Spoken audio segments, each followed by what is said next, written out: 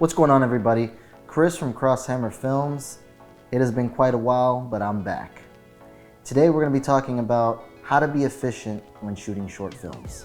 Little disclaimer before I continue on with this video. Some of these things you may be able to do, some of these things you may not be able to do, and this is dependent on your budget and or skill level. But nonetheless, these tips are still great, so without further ado, let's just get straight into it. Number one, always have a backup plan. If you're doing a short film, you want to have a backup plan for everything. You want to have backup locations.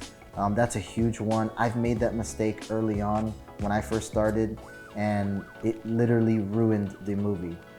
Eventually, one day I'll release that movie, and you guys can tell me what you think, but it literally just ruined the movie because of that.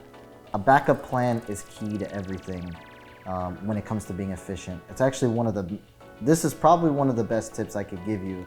You should not only just have a backup locations, but you should also have backup actors just in case.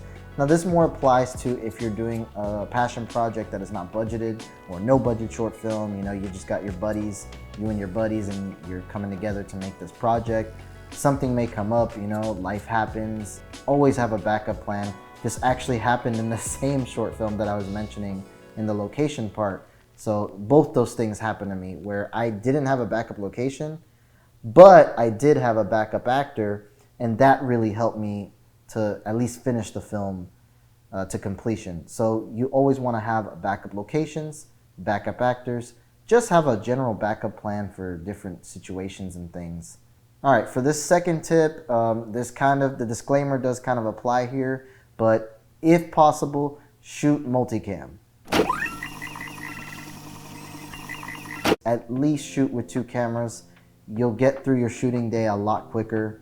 It's one of the fastest things you could do. I was DPing a web series last year where we had 2 cameras, and we were able to knock out our shoot days pretty quickly because we were able to get 2 shots in one go. And like I said with the disclaimer earlier, it really only applies if you're able to have 2 cameras, if you can afford 2 cameras, or if you're on a production where you and your buddy share the same camera. It may help that you guys combine those 2. Another little bit of a disclaimer with that one is it does require you to have another camera operator.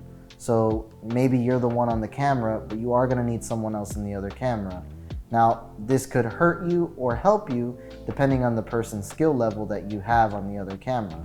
For my third tip, I'm going to say don't use the master scene method when shooting. For those of you that don't know what the master scene method is, essentially it's when you start out every scene with a master shot, what's called a master shot, and it's essentially a wide shot lockdown of you run through the entire scene, and what it serves as is a safety backup shot in case something goes wrong in your close-ups and your other coverage shots. Maybe you don't like the way the performance was in the close-up, or maybe an actor flubbed a line too many times and you just want to go, you have something to cut back to, which is that safety wide. To be more efficient, I say don't do the master scene method because it involves you doing every scene setting up for the master shot. And it just takes so much time for you to have to run through the entire scene, lock down on this wide, and then you cut in for close-ups. Now, if you combine this method of not using the master scene method with the previous tip that I just gave you, using multiple cameras, now you're really in for a treat because you'll essentially be getting through your day much quicker.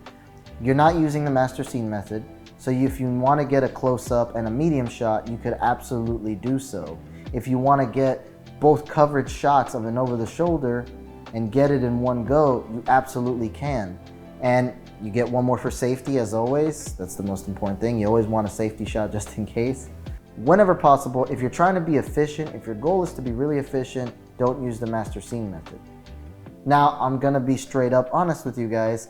If you're not going to use the master scene method, it does take more pre-production on your end. It takes more planning.